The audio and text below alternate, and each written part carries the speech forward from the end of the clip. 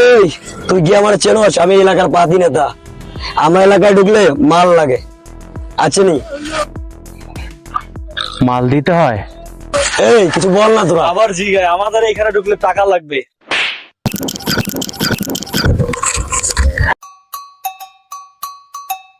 কি রে, আমি তো চোখে দিয়ে সর্ষে ফুল ছাড়া কিচ্ছুই দেখতে পারতেছি না।